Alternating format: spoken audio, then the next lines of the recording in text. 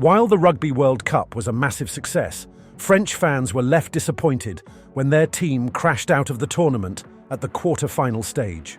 Losing to the eventual champions is not a bad thing, but France had arguably their best ever opportunity to win the tournament. So it means that France are in a difficult position now. What do they do to continue this success and set the team up to have a better chance of winning in 4 years' time? Considering France have never won the Rugby World Cup before, you might have thought that the expectations on this team coming into the tournament were pretty low. But over the last few years, French rugby has risen on both the continent and, more importantly, on the international stage. French teams have been dominating European rugby, winning the last 3 European Champions Cups and the last 3 European Challenge Cups. This domestic success has leaked into the international team, and we have seen France rise to levels they have never gotten to before. Things really started to change for France after their disappointment at the 2019 Rugby World Cup. They brought in Fabien Galthie, who coached Stade Français, Montpellier and Toulon to a lot of success. The former international seemed like the right man for the job. He had a good record of turning things around for a variety of clubs and had worked with some key internationals in a season with Toulon. The results started to improve very quickly for this French team. While the 2020 Six Nations was disrupted by the COVID-19 pandemic, France still finished the campaign with 4 wins, with the 1 loss affected by a red card early on. 2022 was the crowning year for France, as they showed just how far the team had come. France swept the competition, winning all 5 games and the team's first Grand Slam in more than a decade. It was also the first time that France had won the Six Nations since 2010. Their 30-24 victory over Ireland showed just how good France were, and later that year, France continued their impressive run. In the autumn, France beat Australia, South Africa, and Japan. They had beaten New Zealand the prior year, and France were starting to climb the World Rugby rankings. While they lost to Ireland in the 2023 Six Nations, France were very much still seen as one of the 2 favourites for the Rugby World Cup. It also helped massively that they were the hosts for the tournament, with that home advantage giving France a big boost for the tournament. There were a couple of concerns for France.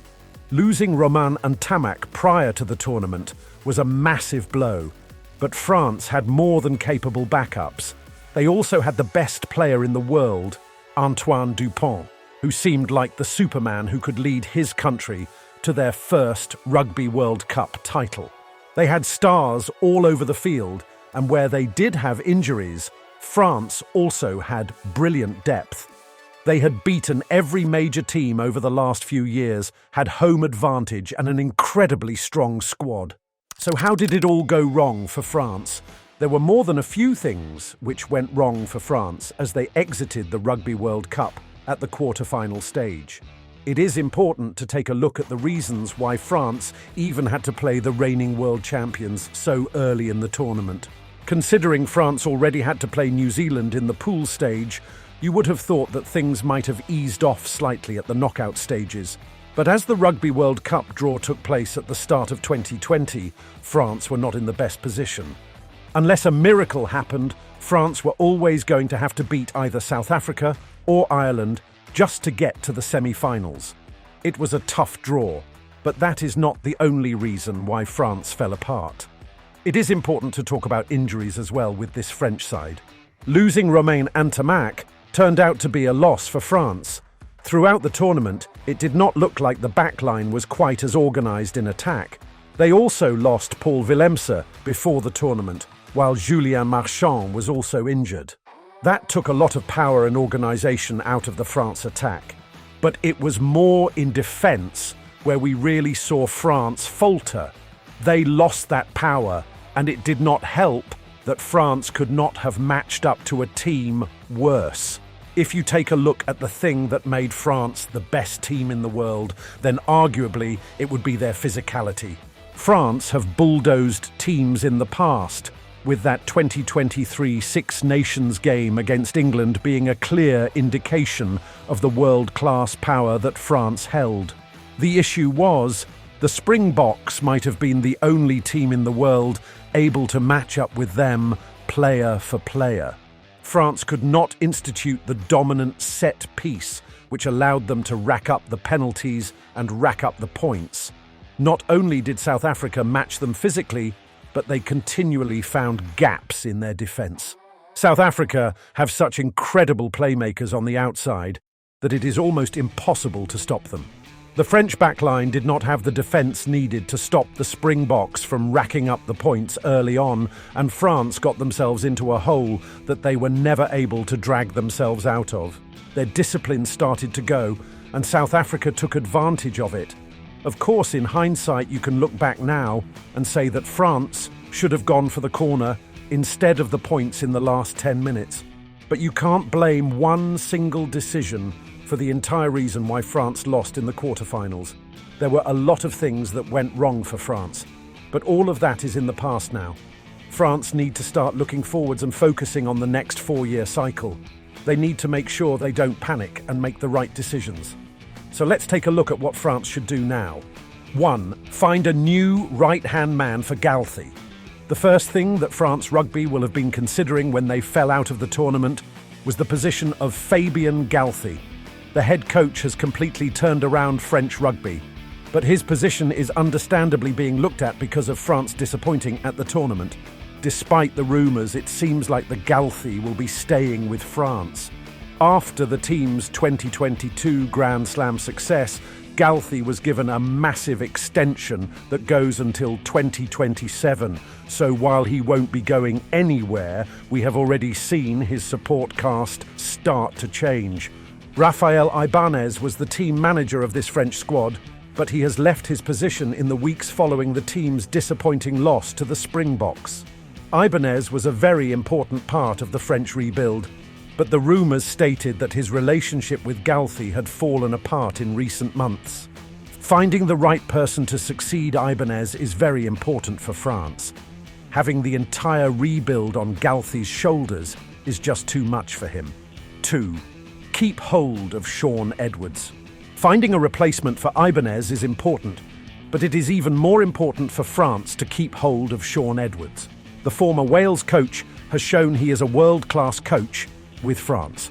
In the next few years, there is a very good chance that Edwards is going to continue to be a highly rated coach, with a lot of teams eyeing him up. Edwards has made France one of the best defensive teams in the world. He has done a job even better than his time with Wales. So France need to make it a priority for Edwards to still be on the staff for the next competition. He is a brilliant coach, and you would imagine that Edwards will help France continue to be a world-class team over the next few years. 3. Take advantage of the Olympics. If France fans were not already upset about their result in the Rugby World Cup, then news of Antoine-Dupont missing the 2024 Six Nations would have really stung.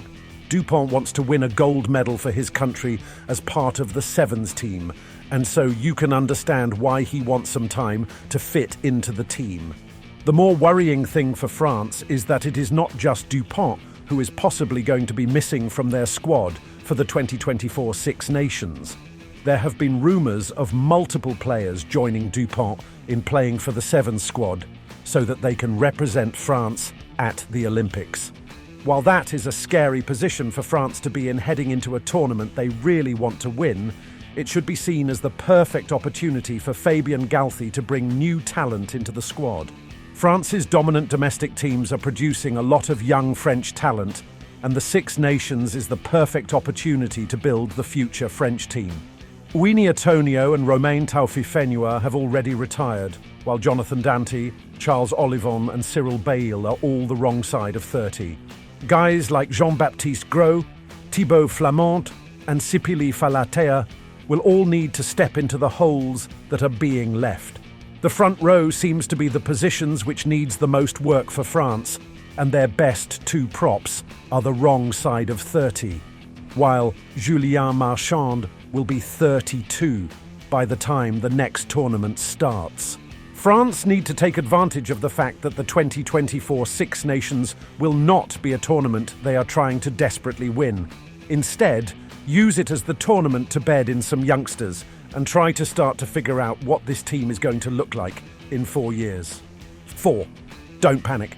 I think the last thing that not only the French team but also the fans need to do is to remember not to panic. France might have missed a golden opportunity to win rugby's biggest tournament, but they have a really good base moving forward. France have one of the youngest squads at the tournament, and they are not going to lose players like South Africa or New Zealand. As long as France continue on the path that they are going, then they are going to continue to be one of the best teams in the world. There are really only a couple of players who need replacing, and the rest of the French squad will still be in their prime when they get to the next tournament. Small changes, and we could definitely see France continue to be one of the top teams in the world over the next few years.